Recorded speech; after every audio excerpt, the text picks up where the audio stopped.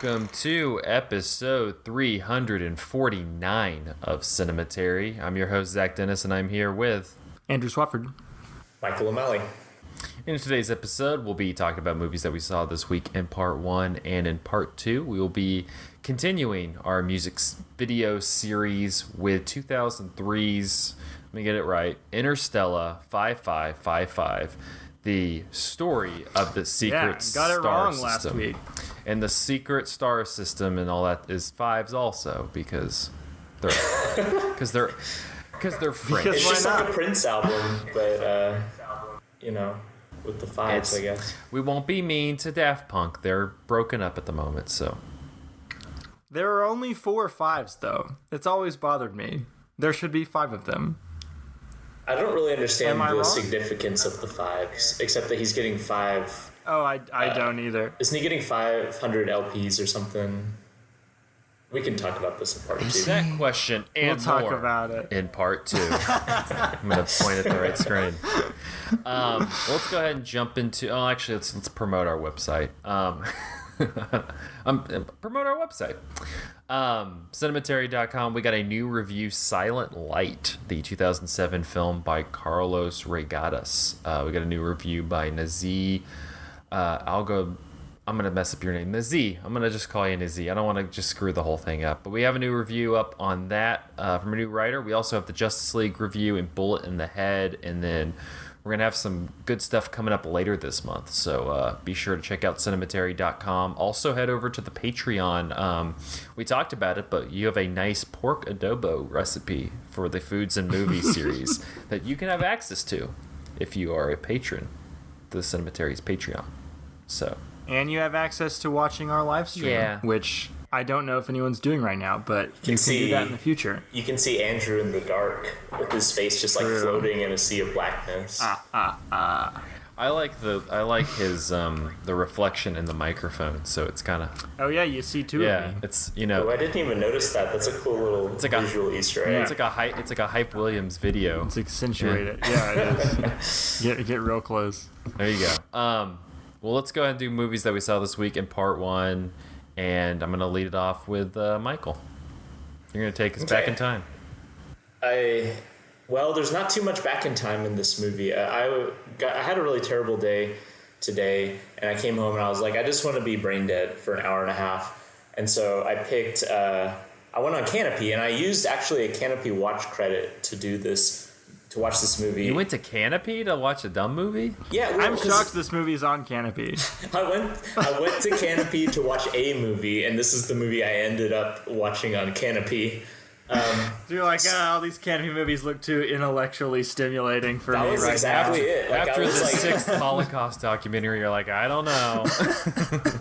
So I ended up watching 2002's The Time Machine, which is based on a novel by H.G. Wells, a pretty famous novel, and directed by the great-grandson of H.G. Wells, which is kind of fun. Apparently, the great-grandson of H.G. Wells didn't understand the book very well, because this movie is dumb as rocks, and the novel is not, which I can get to in a second. But so this takes place in like the late 1800s, I think like 1899 or something. Yeah, 1899. And so this doctor is just like poor. He's like a inventor, like mad scientist type dude, like academic, who's just like pouring his life's work into just like experimental mechanics and physics. And he's also like in love with this woman, and this woman gets killed in like a mugging in the park one night. And then it's unclear to me if he had been already researching this, or if this incident inspired him to research this. But right after she dies, it flashes to 4 years later, and he's invented a time machine because he's going to go back in time and stop. How do you invent a time machine? You simply invent a time machine in the future. And then that seems like the interesting part, though. Like, why would you fast forward to that? I would say, like, the book itself basically does that same thing where it presupposes that he is able to invent a time machine, because as may surprise you, but science has not yet figured out how to go back or forward in time in a way that's different from how we experience it. So I don't know that H.G. Wells was capable of figuring that out either. So he just kind of was like, well, this guy invents a time machine. And so like the movie basically does the same thing, except in the book, he's just like interested in science, because it's like a really early sci-fi novel. And so everything's got to be like, amazing science. But this one, the guy's got to have a motive or something. So his motive is he's going to go back in time and stop the shooting of his wife. So he goes back in time. He goes back in time and stops the shooting of his wife. But then his wife like walks across the street and gets hit by a carriage and dies.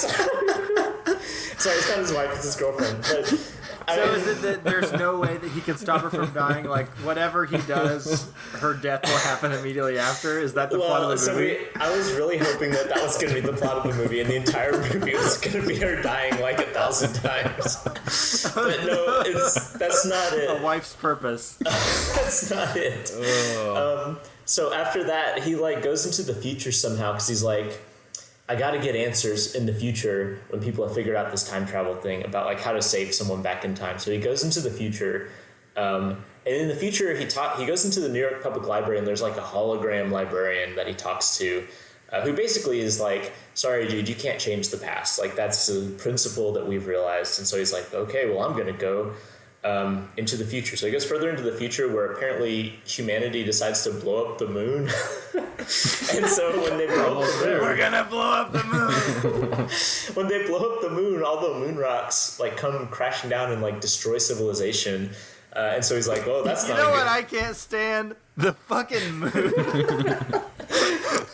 And so he's like, well, that's not gonna work. And so he goes further into the future. Actually, what happens is he gets hit in the head with one of these moon rocks and like falls on the lever on the time machine unconscious, and so he like goes some unknown time into the future. It's like 800,000 years later, and by that time, like human society has reconstructed itself, and basically like human evolution has diverged, and so you have like a literal lower class that is underground, and then you have this kind of like effete like class of like kind of elf-looking creatures who live above the ground, and like the creatures underground will come and steal the people from above the ground.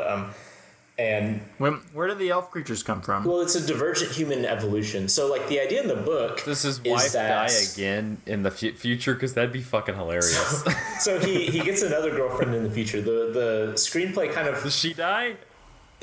She gets captured at one point and almost dies, and he has to save her. The screenplay kind of forgets about his first lady, but so everything I've told you about him going back in time to save his girlfriend or whatever is not present in the book. What is present in the book is he goes into the future, and these two races or species of humans have like diverged, right?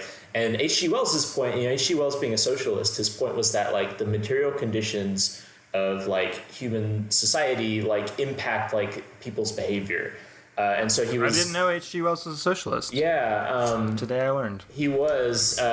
Orson Welles was I mean, as was Jack London. Apparently, you're just bringing all the like moldy, dusty classics into new focus. You bet. Michael. Yeah, I'm all for that. I mean, it's a little bit problematic. Like, there's like a little bit of like, I mean, it's literal social Darwinism, like what he like is suggesting here. But the basic idea was like a class analysis wherein like industry and like the conditions of the lower class became so bad that like human evolution literally diverged, and their class warfare became entrenched in racial warfare. And the book's kind of interesting in that. In the movie, the underclass is just bad. They're just bad guys. And the movie actually ends with a genocide. They blow up literally all the underclass and save the other people. And then he goes back in time. And that's a happy ending? That's the happy ending. And he realizes at the end, like, well, I can't change the past, but at least I've got this sweet girlfriend here in the future, so I'm going to stay in the future and live with my sweet girlfriend.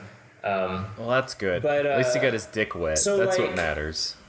Yeah, kind of misses the point of like the subtext of the novel, which is like fine. Wait, have you looked into the politics of H.G. Wells' great grandson? Is he like a conservative? That would be really interesting. I have no idea.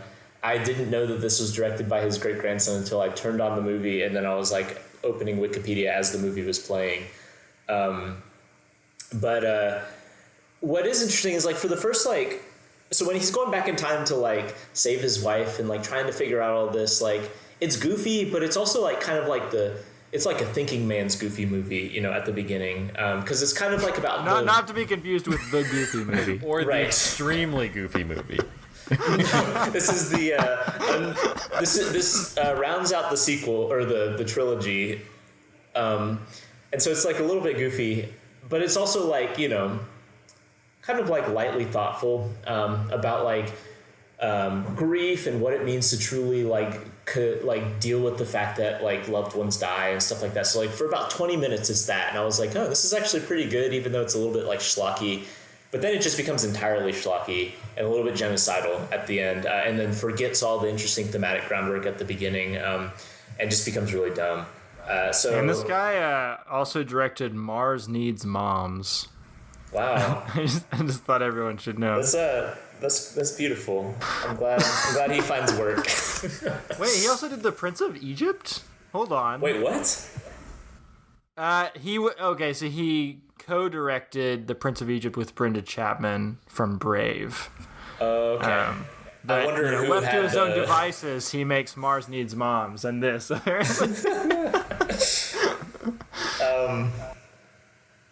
Anyway, at any rate, I wouldn't recommend using a Canopy stream credit on this. It is kind of like you sound like this a strikes Lane. me as like You sound like a Lane on Seinfeld. it's like, not sponge-worthy. Yeah. Is it Canopy worthy? I don't know. I will say that like for people who enjoy like, you know, those kind of like 90s like The Mummy or like the Paul W.S. Anderson movies that were happening in the 90s, like it's got that vibe to it, I think, and it doesn't feel like this commodified like slick product. I mean, it kind of does, but it has like these weird like dysfunctional elements of it that like I think some people kind of are nostalgic for in 90s blockbusters, even though this isn't a 90s blockbuster. So it's an early 21st century blockbuster, but it has the feel of like that wave of like 90s blockbusters that people are a little bit nostalgic for now that we have like the uber competence of like the MCU or whatever. Well, the MCU, they're getting rid of VFX. You know, Chloe Zhao's leading the way. You know, so they're using cameras now. They're using cameras, brave new world, instead of computers. So it's a brave big new world. It's a big world. So anyway, I mean, if you're into that vibe, like that's kind of going on in this movie. It's not good, but it's also not good in ways that movies don't tend to not be good anymore. So honestly, I would have watched it if you told me the girlfriend died in the future also, because that'd been hilarious. I really was going to be all on board with like, this is a movie in which like it's just a Sisyphean task to save his girlfriend the entire time, and I think that would have been like unintentionally hilarious, and it's not that, unfortunately. Although Simon Wells, if you're listening, I would contribute to a GoFundMe, Kickstarter or whatever, for that movie if you're looking for work after Mars Needs Moms. So we gotta ask some questions about your political views first, though. We gotta vet you. Yeah, true. That out, true. Maybe read some of your great grandfather's novels. I don't know if you've heard of him, H.G. Wells. Yeah. He's kind of a big deal. All right, Andrew, I'm gonna toss it over to you. Sure. I would like to talk about a great movie called Elvira, Mistress of the Dark. I imagine that most listeners are familiar with Elvira, the actress / personality / character. I am not super familiar with her. My exposure to her is like through cultural osmosis and also this movie. But the short version that as far as I understand it, is that she was a host of like a kind of like a Mystery Science Theater like television program where people watched kind of schlocky bad horror movies, and she would punctuate it with her commentary. I'm not sure if the commentary was throughout the movie or after the movie ended. In this movie, you see her doing that twice, two different ways. But I guess when the run of the TV show ends, she is able to make this movie, or this movie is made for her, as kind of like a one last send-off to the character, I guess. And it's an interesting meta thing where Elvira is like, we're not really following the character Elvira, we're following the person who plays Elvira, but the twist is that she's just like Elvira all the time in real life, and she just like kind of acts and feels like she's from another planet, and it's just kind of like a constant fish out of water situation with like her trying to interact with like the buttoned up civilized, like polite society, right?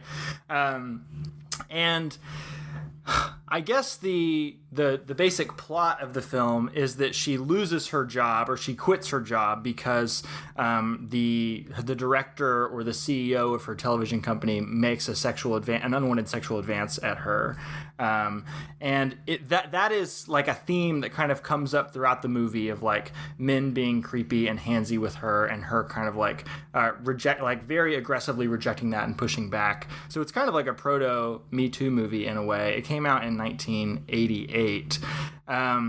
But she loses her job. She wants to get a job in Las Vegas doing like a song and dance show, but she gets stranded in a town because her car breaks down and she needs a bunch of money, and the town is like super like straight-laced and puritanical conservative, and that is like like her presence is a problem for them, just because of how like tempting, I guess, they think of her as being. And so the basic conflict of the movie is like Elvira is hot, right? And like Elvira being hot kind of poses problems from two different angles. On the one hand, you have really creepy dudes trying to like cross boundaries and like do things against her will. And on the other hand, you have like really puritanical people who are attempting to shame her for her sexuality in the way that she presents.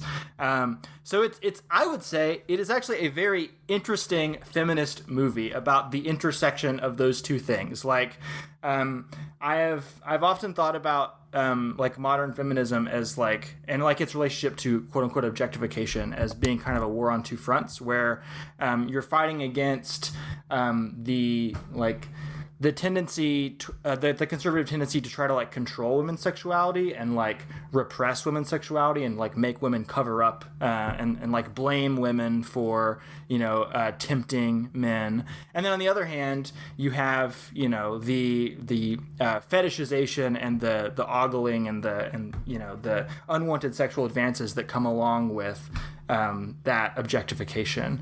And this movie is like sitting very firmly in between those things and saying like, hey, both of these things are bad, and women can present sexually and be sexual beings and like the way their body looks and want to accentuate it, without necessarily like inviting like judgment or unwanted advances or whatever.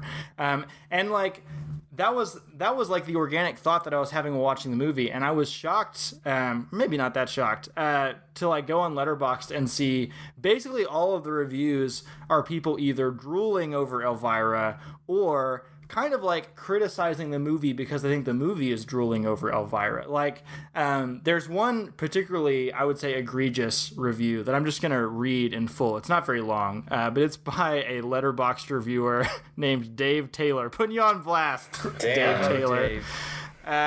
Cemetery fans coming for you. He's about to get swarmed by all the Cemetery fans. He said, in honor of International Women's Day, I present to you Elvira, Mistress of the Dark, a movie whose sole purpose seems to be to put 13-year-olds through puberty.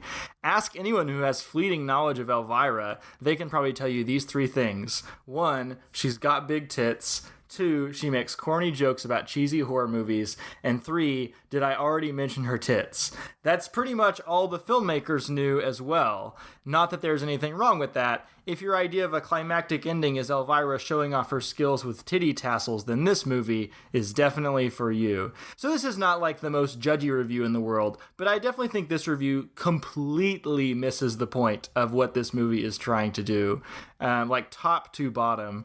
You know what that review reminds me of is that part in Lady Bird where that dude is criticizing Lady Bird for having only greatest hits. And she's like, why? They're the greatest. They're the greatest. Or the drama teacher at the end of the play sitting in resignation saying, they didn't understand it. Yeah. So very smart, interesting, complicated movie, but it's also like really funny and really fun. It's one of those movies kind of like Airplane or something where literally every line is a joke. Most of those jokes are double entendres.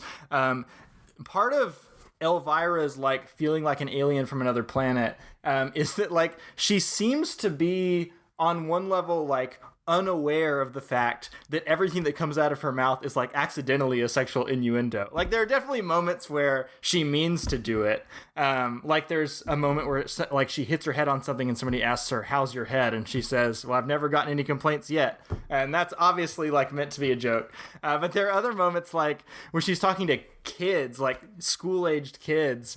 They're like working on like building a house together, and she tells this like young boy like just she's like bent over, you know, in like a sexual position while she's like working on this house. She says, "Just grab a tool and start banging," to this kid. Like she seems to not even be cognizant of the fact that that happens. And so like a lot of the humor of the movie comes from that. I will also say that I don't want to spoil what happens in this movie. There are a lot of great things that happen in this movie, just like turns that are taken that you're like, is this movie really going to do that? And then it does.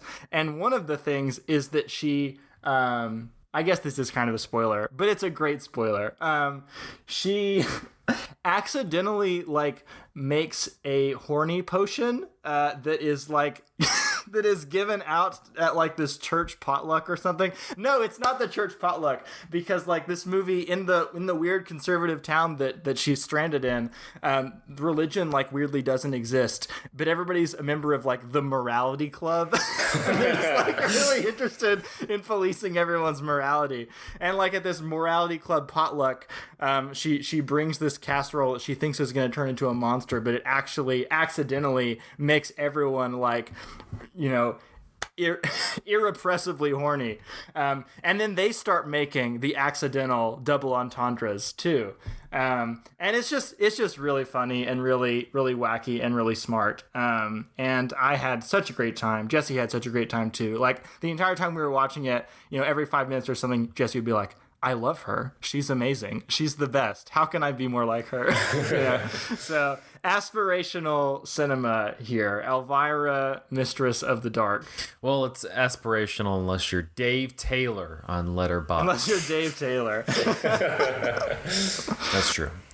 Well, I'm going to not call this aspirational cinema, and that is Spike Lee's Bamboozled. It's the opposite of... It's certainly not. Do not do this. Yeah, this is...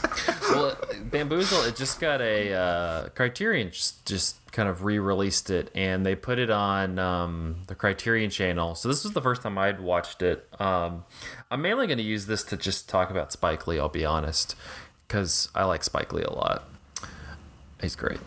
But if you've never seen Bamboozled, it came out in 2000, and it follows a character played by Damon Wayans named Pierre Delacroix.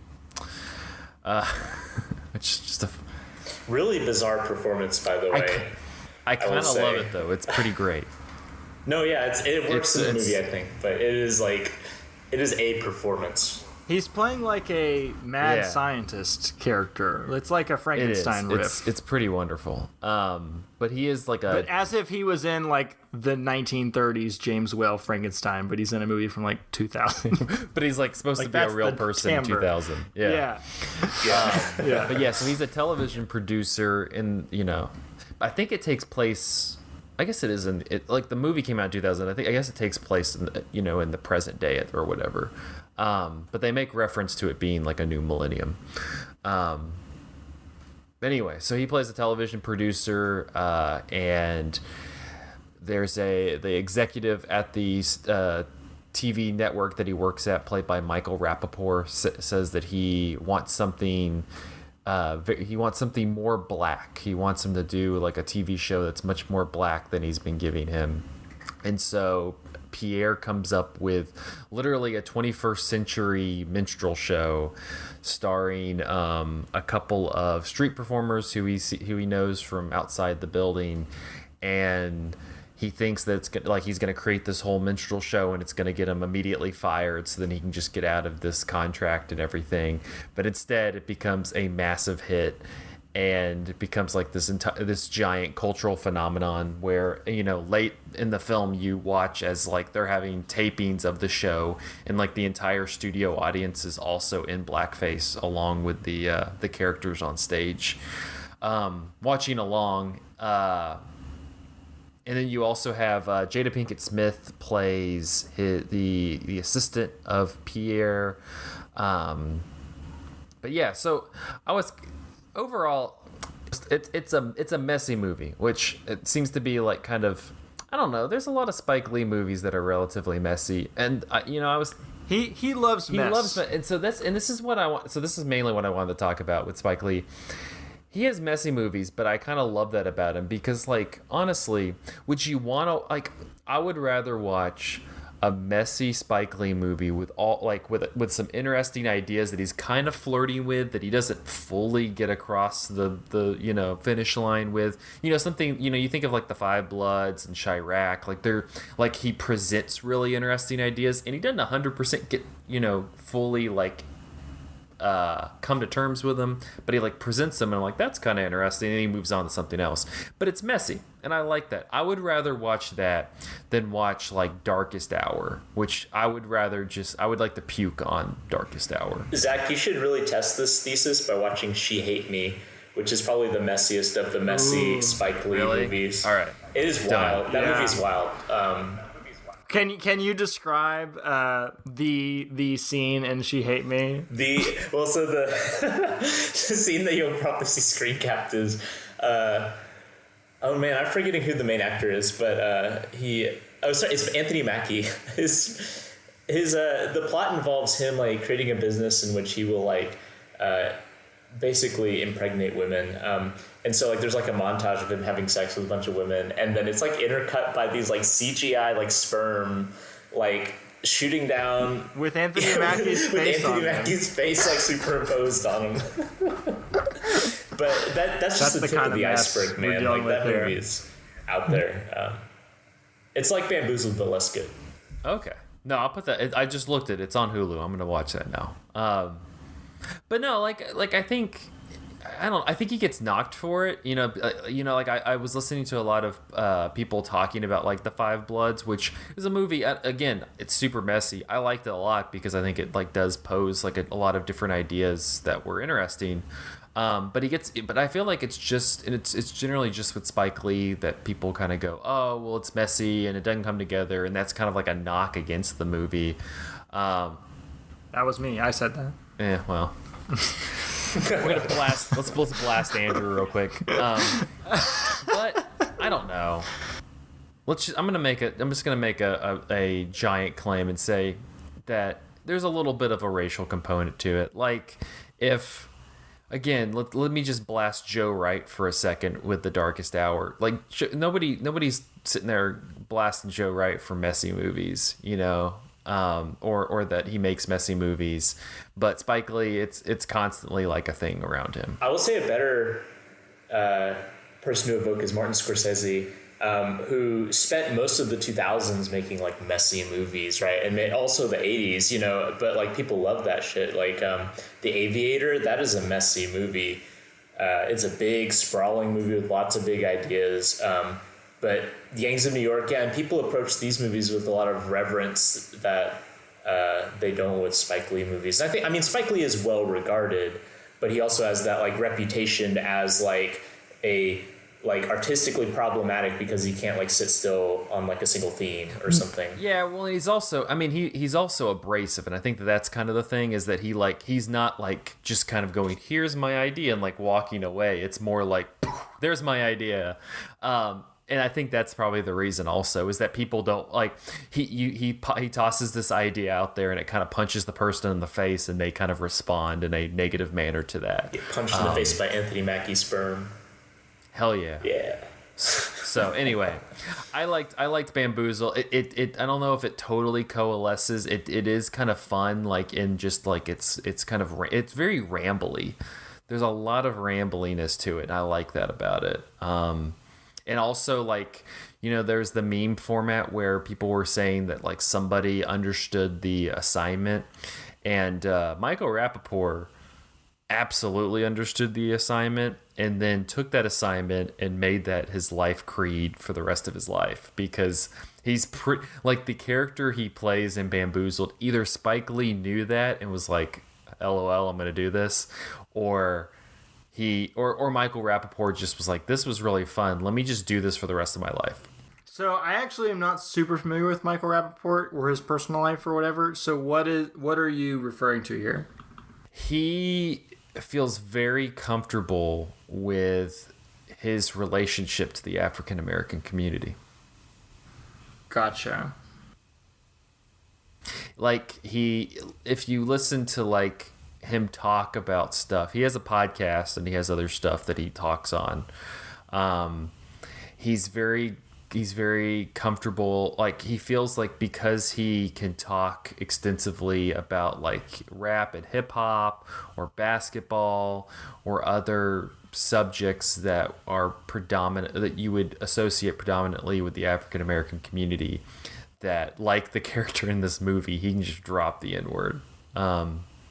So yeah, he's a little bit, he's a little bit of a question mark, but I'm just saying, he understood. Like, if anybody out of the whole meme format understood the assignment in the movie, it was Michael Rappaport and Bamboozled. He directed a documentary about a tribe called Quest. I guess that's what you mean.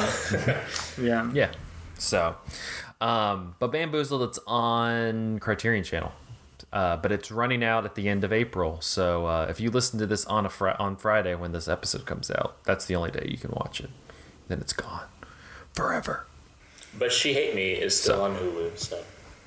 It's still on Hulu, so watch She Hate Me and watch Anthony Mackie in that, you know, as Sperm instead of Anthony Mackie and whatever the fuck that Captain America bullshit show is. So. Oh yeah, don't watch that. Yeah, watch any Spike Lee movie over that for sure. Well, I was thinking like also like Spike Lee has such cool 2000s era movies. Like, I was thinking also about like 25th Hour and Inside This Man. This is his mini DV movie. Yeah, this movie like has that like, you know, early digital look. It's a good. It's I want to rewatch Inside Man. I would say, like, to go back to the messiness thing, you know, Spike Lee has movies that feel very neat, like 25th Hour or Crooklyn or Do the Right Thing, She's Gotta Have It.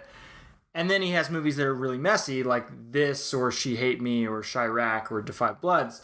I would say this is the best messy Spike Lee movie of the ones that I've seen. It's the one that has the, like, packs the most punch. It feels the most powerful. And a lot of that has to do with the closing montage. That montage at the end is very good. Yeah, I would agree with that. And it also, it's messy, but he also kind of starts and ends his ideas. It's a little bit more coalesced than like those other movies you're talking about. Yeah, a lot of the ideas are like in the same orbit of one another in this movie. It's like, it's also like maybe arguably his angriest movie. It is like, you know, just like a really like just like fiery, like just simmering rage kind of movie. Like some of those scenes with the performances are just searing, and just how much like there is just this feeling of like just anger at the entire like establishment that like pushes performers into these positions, like these degrading positions. Like it's you know, it's like extremely potent as far as like satire goes. And I think that a lot of Spike Lee movies have that kind of emotional momentum to them that also makes them really compelling in a way that like maybe some people discount when they talk about like the logistics of the plot and how they don't always like fit together. And I think, like, to your point, Andrew, like one of the reasons why this movie does feel like it works as well as it does is because like just the emotional momentum that builds up like over the course of this movie is really monumental. Yeah, that's a great word for it. So I recommend on Bamboozled. We don't really have much time. I also watched like technically kind of like a double feature of this and Bulworth, which is also another messy movie that also has. It's a good double feature. It's a great. Honestly, Bamboozled. stumbled into an amazing double feature of Bulworth and Bamboozled. So I recommend, especially. We've talked about Bulworth enough times that Cemetery listeners should know you should watch Bulworth. It's on Hulu now. So so like do a double feature of Bulworth and Bamboozled, and then watch She Hate Me. There you go. It's a good run there. There you go. All right, we're gonna take a quick break, and we will be back to talk about Interstella 5.5.5.5, the story of the secret star system. After this.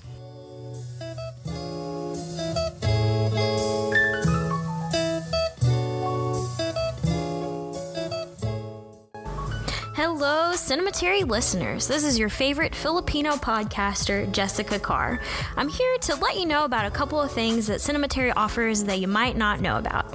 First, if you're a fan of what Cinematary is doing, please consider joining us on Patreon. Remember when we weren't clamoring for your dollars? Well, now we're just clamoring for 5 of your dollars. So please help us and donate to our Patreon, and then you'll get exclusive content from our staff, including our Film Theory and Chill series, where a panel takes a piece of theory each month and deconstructs it before diving into whatever topic is on their mind from the past week.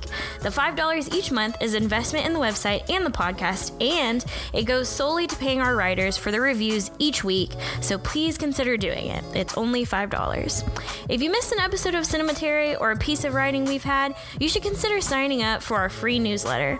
Each Sunday, we send out a note with the latest podcast episode, piece of Patreon content, and the last 2 reviews that we've written at cinematary.com.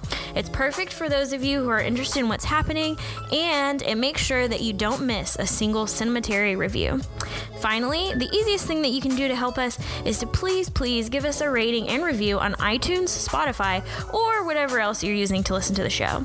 This helps us get more eyeballs and ears on the podcast and the website, and it helps the people know about Cinematary, which is really what we're here for. So to recap, consider donating to our Patreon, sign up for the free newsletter, and give us a rating or review. We would really appreciate if you could do these things. Thank you for listening, and now back to the show.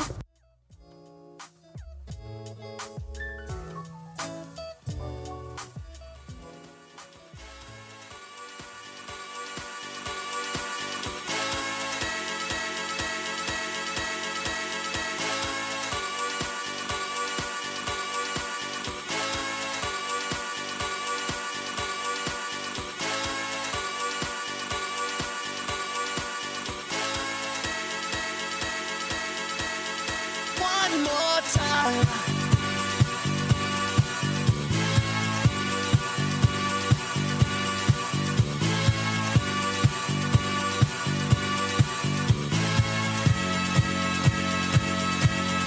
One more time.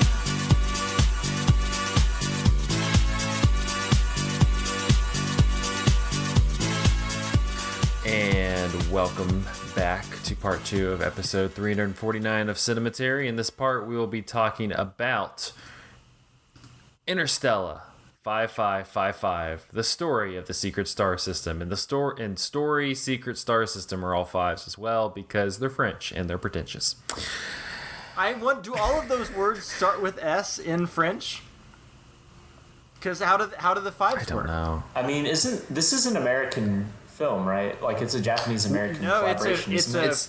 I thought it was a French-Japanese collaboration. French-Japanese You're going to Google collab. Translate. Yeah. But I will say, though, that, like, the lyrics on Discovery are all in English, and so it would make sense for the title to be in English as well. True. Hold on. We're going to Wikipedia. Oh. You All right, we'll go to on with your Wikipedia. fact sheet there, Zach. I'll be back with my fact sheet after you're done. I think it is a French Japan production. There'll be a nice little overlap because there's some Wikipedia on my fact sheet. So the film's directed by Kazuhisa Takanouchi, who I looked up, did a lot of Dragon Ball Z, so shout out to DBZ, baby. And the film was written and produced by Daft Punk. So the idea of making a feature film to visualize Discovery came about during the album's early recording sessions. Daft Punk's concept for the story involved the merging of science fiction with entertainment industry culture.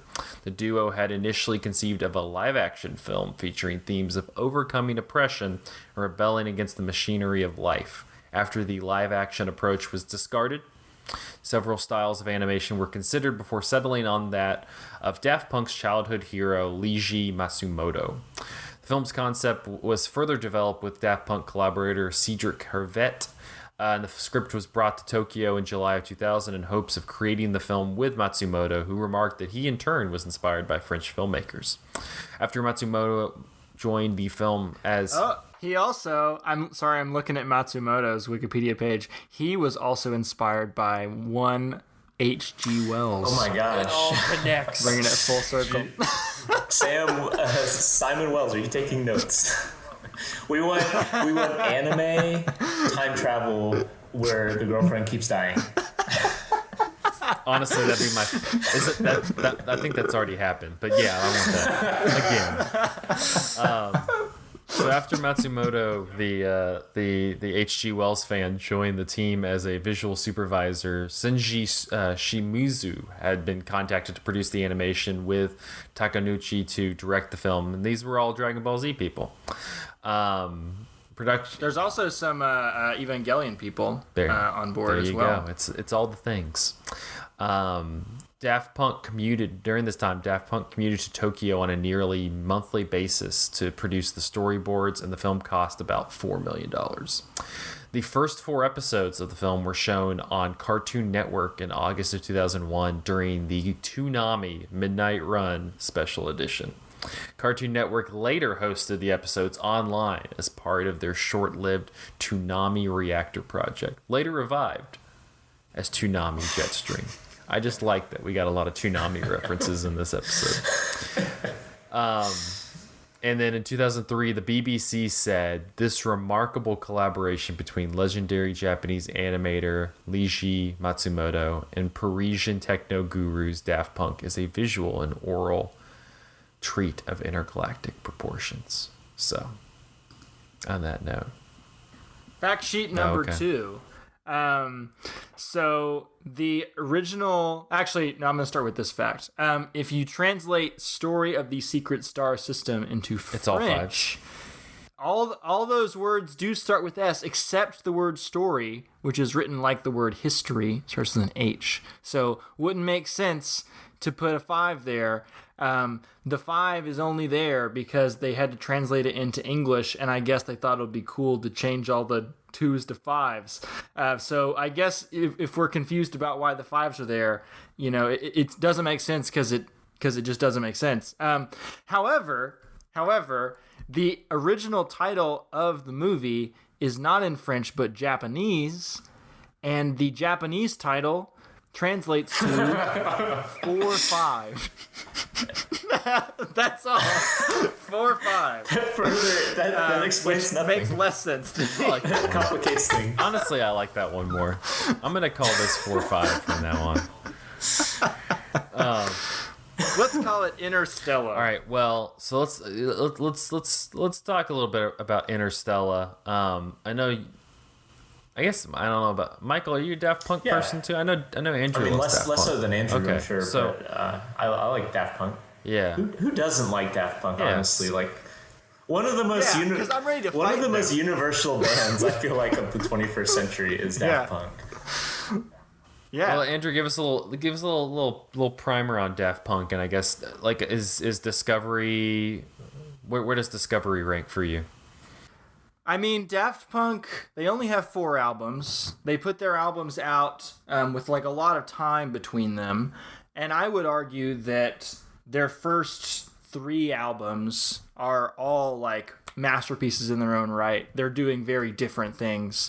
And their fourth album, Random Access Memories, is probably their biggest hit at this point, but it feels kind of like a victory lap. Like they're not doing a lot new on that record. It feels like they're just kind of making a greatest hits compilation of like the different sounds they've been famous for over the years. But yeah, like super influential French house duo with crossover success in America and I guess Japan as well. They are a group that is like very important to me because they were my first exposure to electronic music, which is probably, if not my favorite genre of music, among my favorite genres of music. I make some electronic music, electronic/ambient music. And so they were like a huge gateway to so many artists and styles of music that I was just completely unfamiliar with. And the way that I was introduced to Daft Punk was actually Interstella, because I remember seeing Cartoon Network, or I guess Toonami specifically, playing the first episode of Interstella, which was just the One More Time music video. And it just like, I don't remember it being presented as some sort of like special event. I remember it just kind of like coming on between shows with no explanation, and I was like, what was that? Like I had no frame of reference for any of this. I mean, I was familiar with anime, of course, because Pokemon had been a thing in my life for the past 3 years or so at that point. But this was, even more of just like, I feel like in that era, the Toonami era, there were a lot of kids, I guess like specifically a lot of white boys who like just had their brains like popped open by a lot of the things they were seeing on TV. Just like so far outside the purview of like day-to-day existence, right? And so I didn't watch Interstella, the movie, until many, many years later in high school when I became friends with somebody who was like a Daft Punk mega fan and got me even more into Daft Punk, introduced me to Daft Punk's best album, which is their live album, Alive 2007. Also, while I'm just ranting about Daft Punk, so Daft Punk has 2 live albums, Alive 1997 and Alive 2007, and I hear Alive 2007 in high school, and it's like the greatest piece of live music I've ever heard. It's still the greatest piece of live music I've ever heard. And I'm in high school looking at this like, they toured in 1997, they toured in 2007. Where am I going to be in life in 2017? And I did the math on that, and I was like, in 2017, I'm going to be out of college, I'm going to have a professional job, I'm going to have some money saved up. I am dedicating my life to seeing Daft Punk play in 2017. I will pay thousands of dollars. I will cross oceans to see Daft Punk play in 2017. And you know what? They just didn't tour in 2017. They just didn't do it. Even though they like had a very recent album at that point. They could have done it.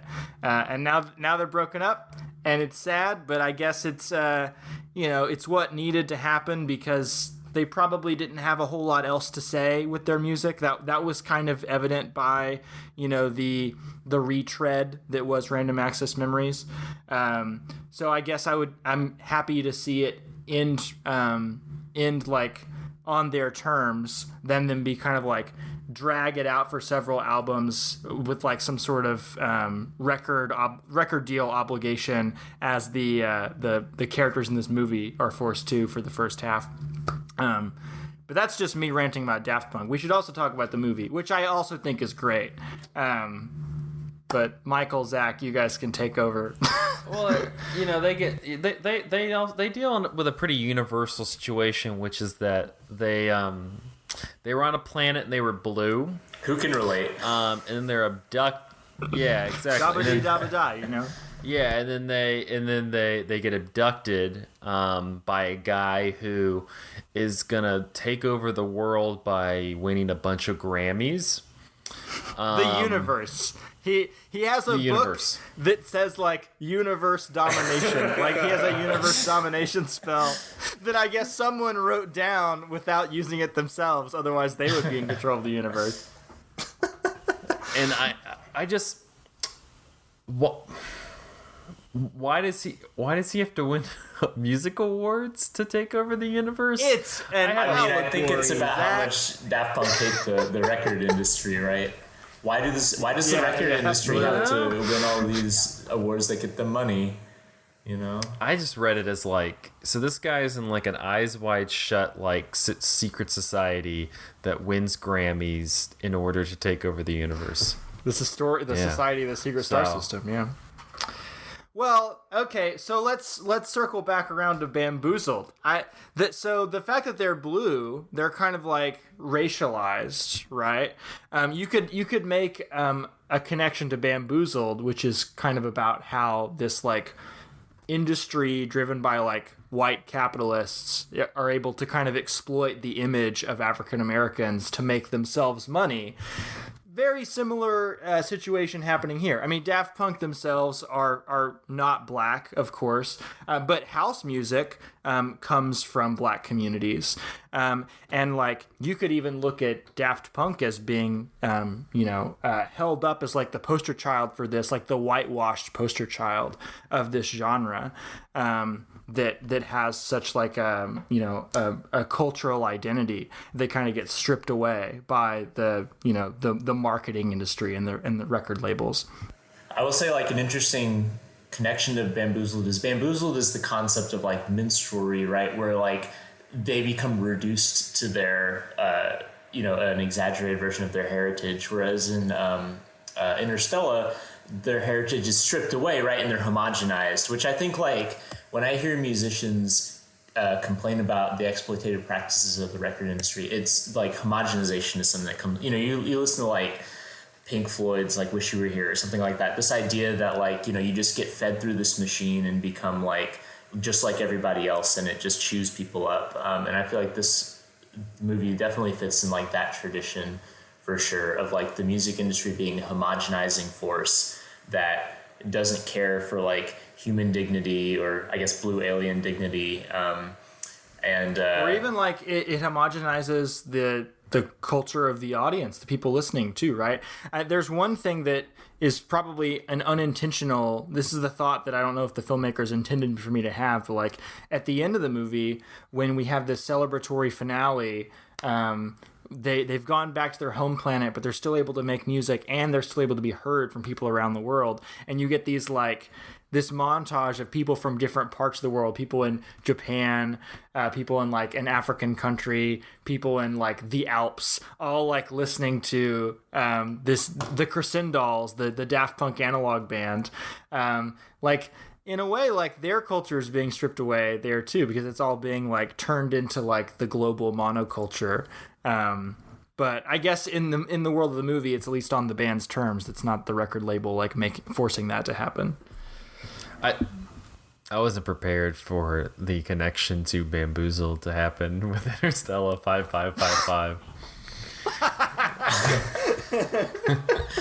Well, we've now connected it to the time machine and Bamboozled. This whole episode's full where's the circle, man. Elvira connection? There's That's a lot what of we need close-up. now. I mean, there's some butt. close-ups of butts. I mean, we could make the Elvira connection there. Yeah, and I will say, like, and that one guy's super into the girl Christian doll. So, Well, this is another interesting thing about the movie. For like, is in some ways this movie is a celebration of fandom, because it's like the fan who achieves superpowers saves the day, right? Like and then at the end of the movie, there is like the implication that this has all been a dream of a child who just really loves Daft Punk as he's well. He's the guy who called to release the Snyder Cut, He saved the world.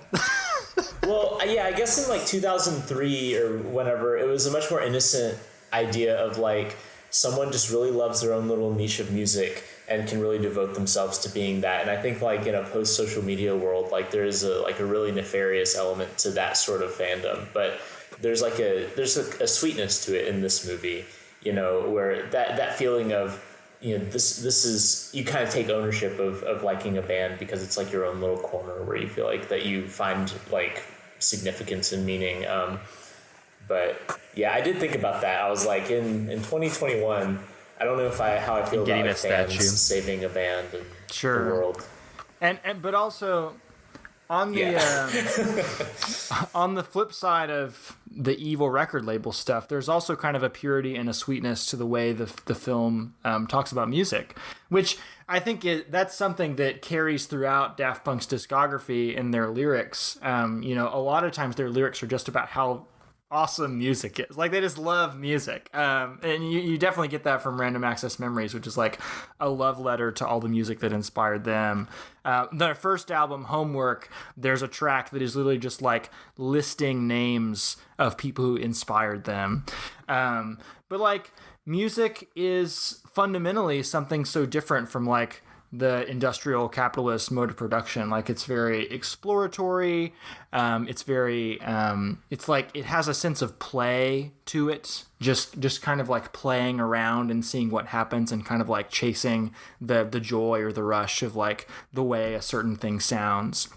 And like, I was, watching this movie again, kind of with fresh eyes for the first time since high school, I was able to kind of like notice a lot of profundity in it that I definitely didn't get before, when I was just like, oh, cool, Daft Punk, anime, yeah, I love these things. But even like the first song, One More Time, which, I've heard since I watched this on Toonami when I was like 9 years old. I never really thought about like the lyric music got me feeling so free, that they are free. They have this like free, liberated spirit when they are playing music, and that spirit is kind of crushed by the industry itself. Well, and it's that specific song that wins them the Grammy, right? Or that is harvested, I guess, for the Grammy, like in the movie, which is like, yeah, exactly. But I think that is like the tension of pop music, right? Like, because pop music is based on like a mass culture, you have to have like, or at least as the way that it's set up currently, like in order to reach a mass culture, there has to be a massive like capital infrastructure that promotes that. And invariably, when artists get enough voice in that, they express discomfort with that. Like, I mean, most artists I've ever heard like talk about like their fame and the role of their music are at least a little bit uncomfortable with like the music industry. I mean, even someone who's like, as even more entrenched in the music industry than Daft Punk, like Taylor Swift or someone who is thoroughly a product of the music industry. Yeah, she's currently having to re-record all her albums because they were stolen from her even by the like, music industry. Someone who in like purely like objective like monetary terms has like thrived under like the like record label system.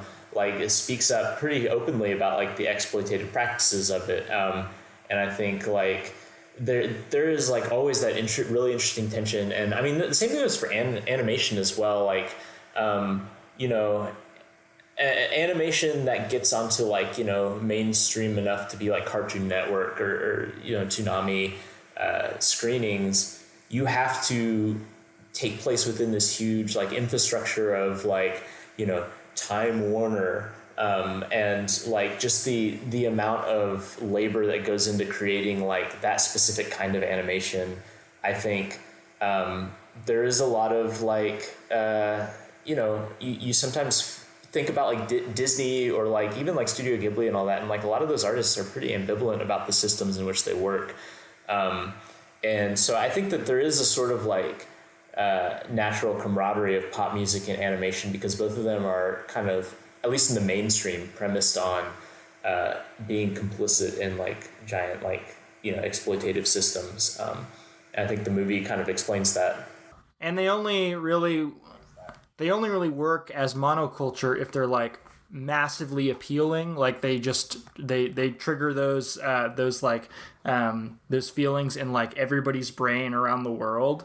And so you have to kind of reduce it to a formula of like, well, what kind of music, what kind of harmonies, and what kind of chord progressions like are most likely to get people to that like serotonin rush of pop music, right?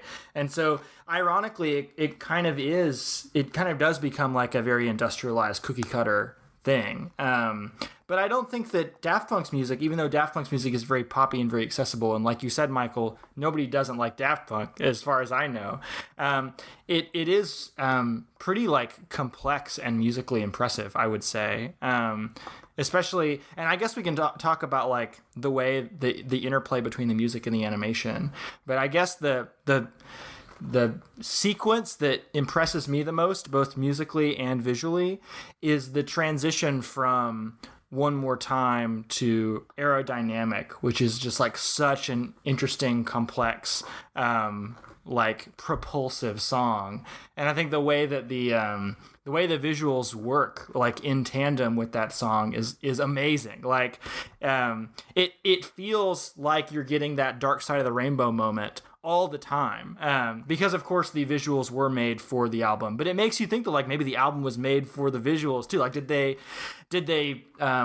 choose these track titles as they were going along? Did they choose Crescendolls because they knew they wanted to create this fictional band called the Crescendolls? Like it all just kind of like works in sync so well.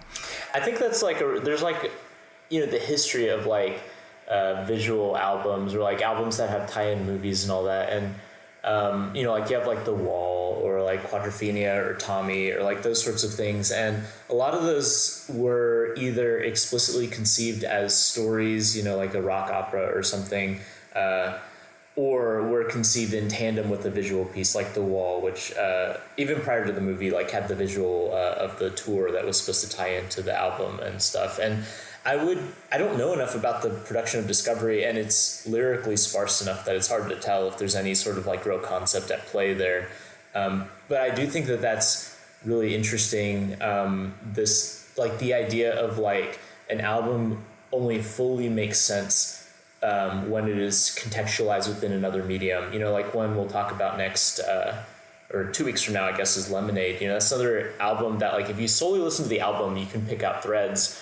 But watching the visual album component definitely makes it feel much more of a piece. And like, I mean, I'd say that's like 100% true of this one, which the album is great, but in a lot of ways, like Discovery is kind of like a party album. I've never really thought about it very much. But watching this, which I didn't actually see back in Cartoon Network, this was my first time seeing this. I did start trying to think back. I'm like, so is this album actually about this? And like it does like make the album more interesting. It makes like layers peel back, because like you said, like some of the stuff that in the context of just kind of listening and vibing to the album just feel like, oh hey, we're just having a good time, like do take on like larger significance with that. And like I don't know, just it is. I mean, I've heard Discovery so many times. Like, it was the first Daft Punk music I ever heard, and a bunch of those songs like just feel like they're hardwired into my brain. Like, I don't remember the first time I heard One More Time, or like they just are songs that like for me always seem to have existed. But now seeing the movie has like peeled back layers for songs that like honestly like I didn't think I could feel differently about at this point, which is interesting. And there are definitely songs on Discovery that are like not highlights, right? Like you have songs like Superheroes or songs like Short Circuit. Yeah, Short Circuit is the one I was thinking. When you're listening to the album, like, I want to skip that one so I can get to, I want to get to what's the like really smooth like romantic song? I can't think. Is it Face to Face? This is killing. No. It doesn't matter. But anyways, in the context of the movie where these songs are like functioning as scores for scenes, they work so well. Like the Superheroes scene where like fanboy like falls out of the sky, and also the lyric, the loop is something's in the air, and like literally he's up there like falling into this stadium. Like it all works so well in that context. But Zach, I'm kind of curious to hear from you a little bit more, because I have no idea what your familiarity with this movie is or what your familiarity with Daft Punk is. So how did you respond to this? Daft Punk. Like it just becomes that. No, we found him. The one guy. We found him. No, I like Daft Punk. No, I like Daft Punk. This was the first time I ever saw this, though. I'm not super.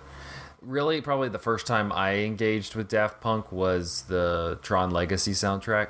There's also that. Yeah. I think that's kind of an entry point for a lot of people. And so like this was pretty. Since that's kind of my entry to Daft Punk, this was kind of a natural fit for that. You know, to me, a lot of the I think I agree. Like the fact that it's kind of set up almost like this, like a score for the scenes happening, makes it seem like it you know, like I don't know. Like I guess I really haven't engaged with this soundtrack, or not this soundtrack, this album specifically, just on its own, like kind of listening to it broken away. I mean, I've heard a lot of these songs before, like One More Time and a number of the other tracks like in this, but I don't think I've ever sat and like listened to it divorced from the visuals. And so really I don't have anything that's like insightful to say other than like what it did in terms of like working with what was happening on screen, because that's kind of like that's my relationship with the album, at least to this point. How do y'all feel like it works as like a piece of animation? You know, if this didn't have anything to do with Daft Punk, like would this be a great anime film? I think like there is like when I watched this, like I got kind of a nostalgia rush, because this is a kind of animation that, I mean, obviously anime is still a big thing, but anime technologically has moved past like this specific like aesthetic. And so like watching this like kind of flooded me back to, I didn't watch a ton of anime like on Cartoon Network, on Toonami and stuff like that, but I watched enough of it that like it feels grounded in a particular part of my life and like a particular like cultural era. And so like watching this again, like watching this kind of brought me back, like it feels of a piece with like specifically television anime. I think like what was going on in like film, like cinema, was a little bit different, but what was happening with cinema?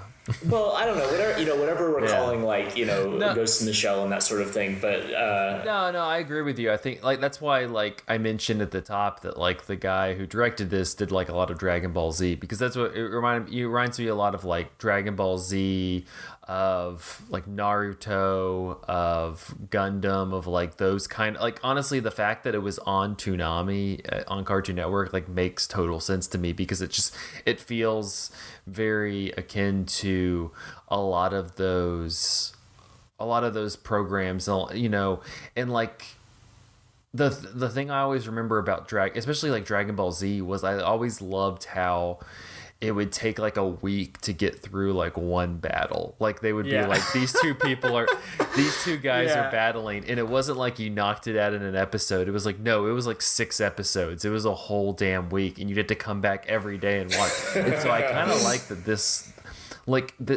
this wasn't nearly like to that length, but it also kind of had like that. It has a similar vibe where like each song is one plot point, right? Yeah, so and it just keeps going. Something like a chase scene could last for 30 seconds in another movie, but it lasts for 4 minutes here because you have to fill up the full length of the Daft Punk song. Well, it also feels like, there's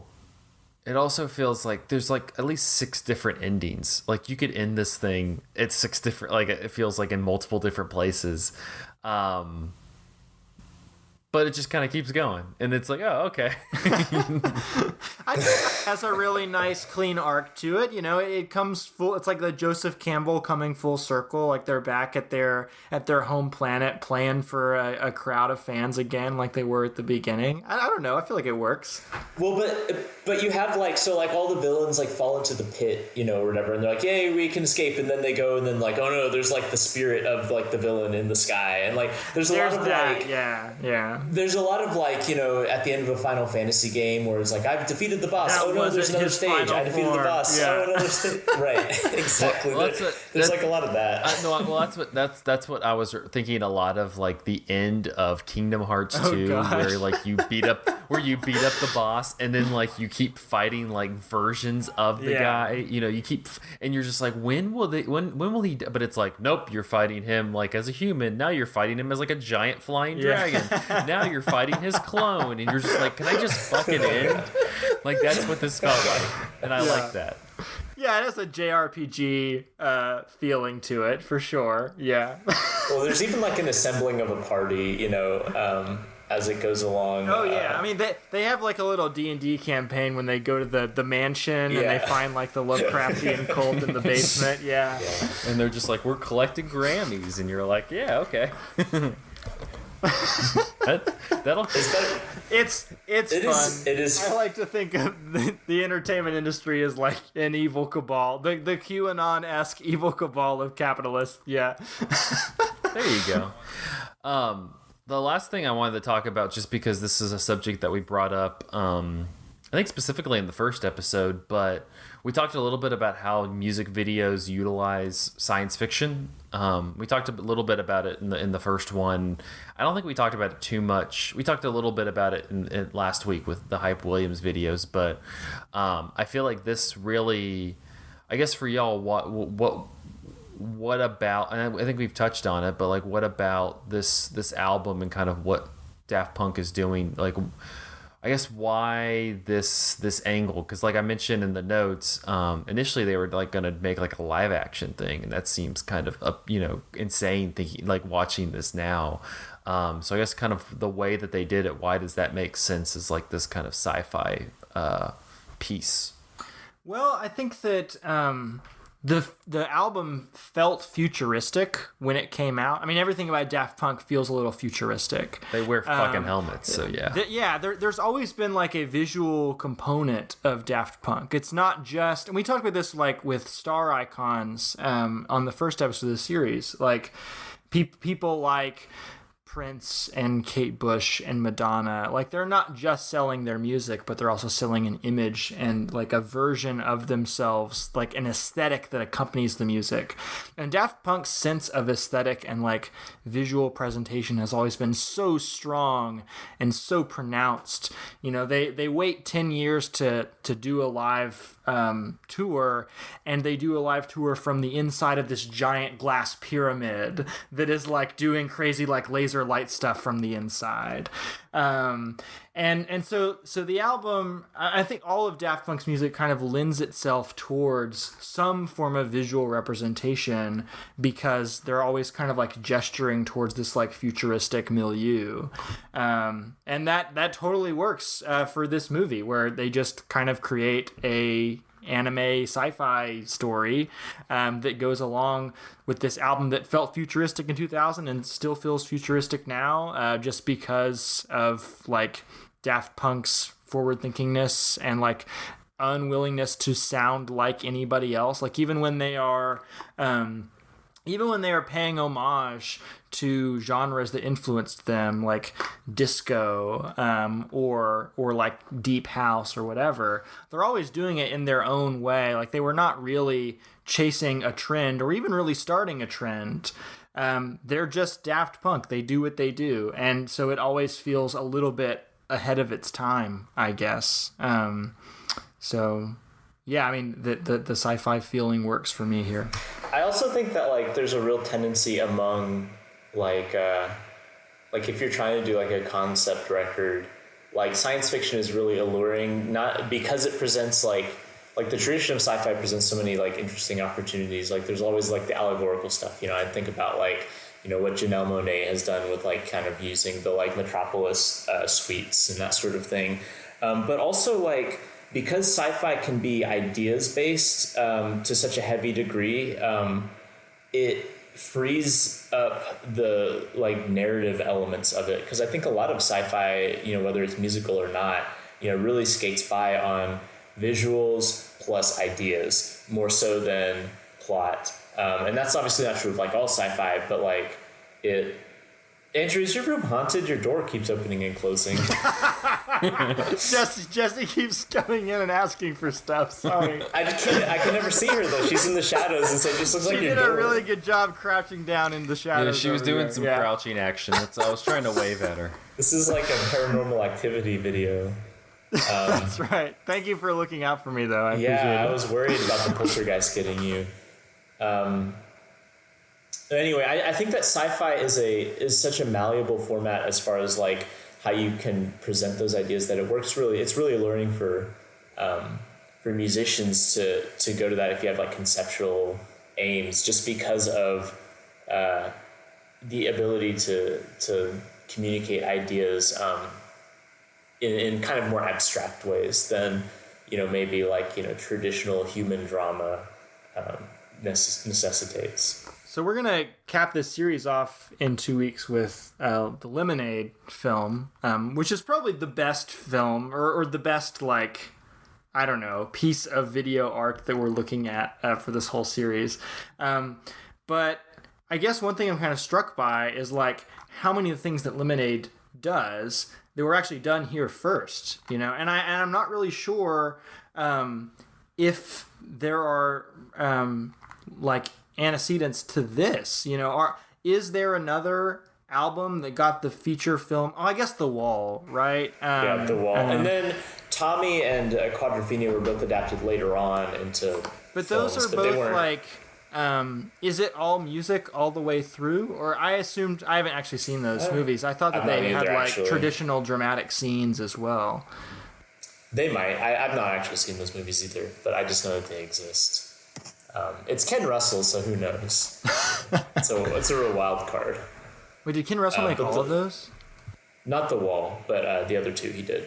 The Wall is basically wall-to-wall music, though, to the point where they add music that isn't on the album because they have to. Like, The Wall is only like 70-something minutes. Right. But, and it was also imagined as a stage show as well before it was a movie. The Wall has some really sick animation. While we're talking about like animation and music, and I really wish that that would happen. I guess The Wall is like the big predecessor of this movie. I really wish that would happen more, because a bunch of the visual albums that I can think of are live action. There's like the Dirty Computer, and then Lemonade and all that. But I really like the idea of having a like 100% an animated album, which I think is just such a cool idea. This is not animation, but I remember there were rumblings a couple of years back that Lucretia Martel was making something with Bjork. And I would give up animation if I could see that.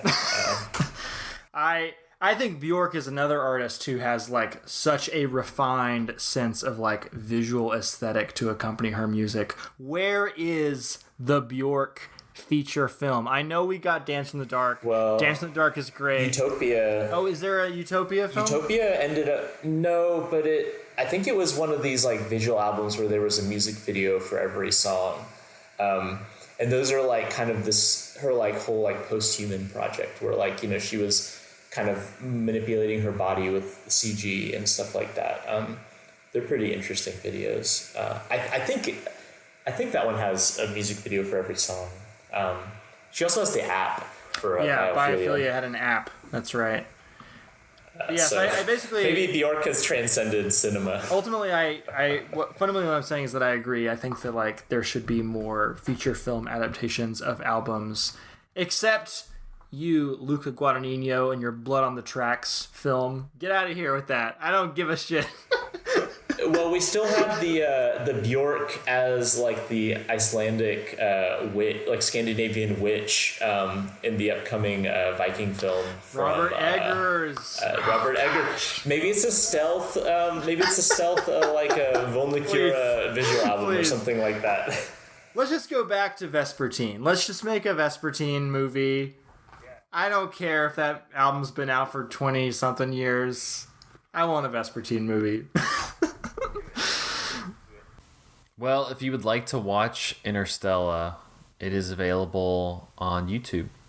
And archive.org is where I watched it, which I think might be slightly better quality than YouTube. But the YouTube is 360p, which is not great. What is Archive better than that?